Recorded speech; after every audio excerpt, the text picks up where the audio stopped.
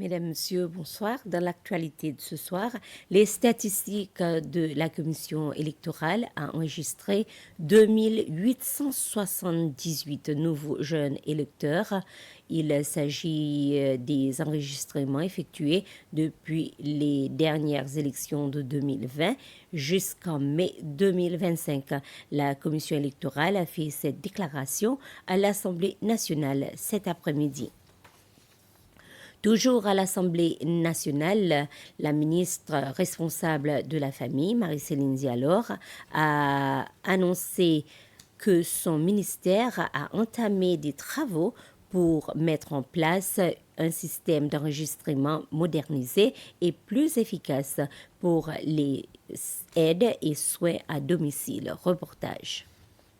Le député de Plaisance, Richard Labrosse, a interrogé le gouvernement sur les efforts entrepris pour organiser ce registre et garantir la qualité des soins.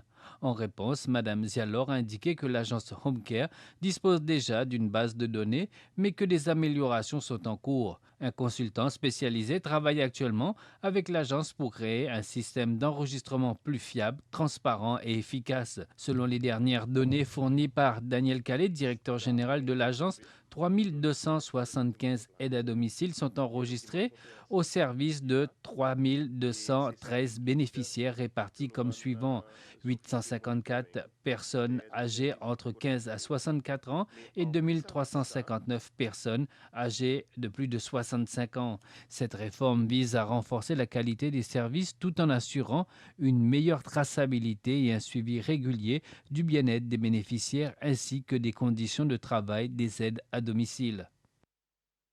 Des représentants d'entités publiques ont récemment pris part à un atelier visant à renforcer leur compréhension sur la loi à l'accès à l'information en vigueur aux Seychelles depuis 2018.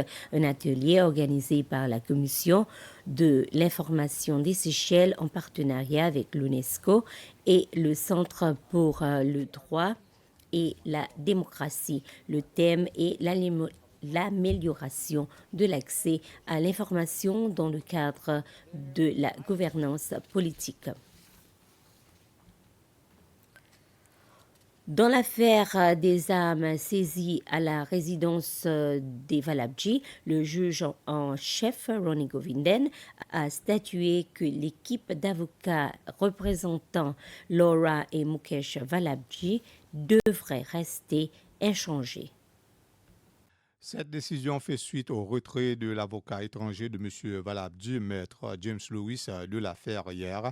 M. Valabji avait reçu une liste d'avocats locaux et avait contacté plusieurs d'entre eux, mais aucun n'était disponible pour reprendre son dossier. Il a donc demandé un ajournement de 2 semaines afin de rechercher une représentation légale à l'étranger. Cependant, les procureurs de la République s'y est opposés, faisant valoir que l'affaire est en cours depuis juillet 2023 et approche de sa conclusion. Il a soutenu qu'un nouveau report nuirait non seulement aux droits des accusés dans cette affaire, mais également à ceux impliqués dans d'autres affaires traitées par les mêmes avocats. Dans sa décision, le juge en chef Govinden a souligné que dès le départ, l'équipe juridique de M. Valabji et l'équipe distincte représentant son épouse Laura Valabji, la deuxième accusée, ont travaillé en étroite collaboration, déposant des requêtes et présentant des arguments juridiques conjointement, agissant en pratique comme une seule et même équipe. En conséquence, il a statué qu'à la suite du départ de Maître Lewis, les avocats restants représentant les Valabji continueront d'assurer leur défense. Le procès reprendra demain 9h30. Et l'Académie maritime a remis les certificats à 104 étudiants ayant complété avec succès leur formation dans divers domaines maritimes. Lors de cette cérémonie, Eliel Meriza s'est vu attribuer la coupe du président.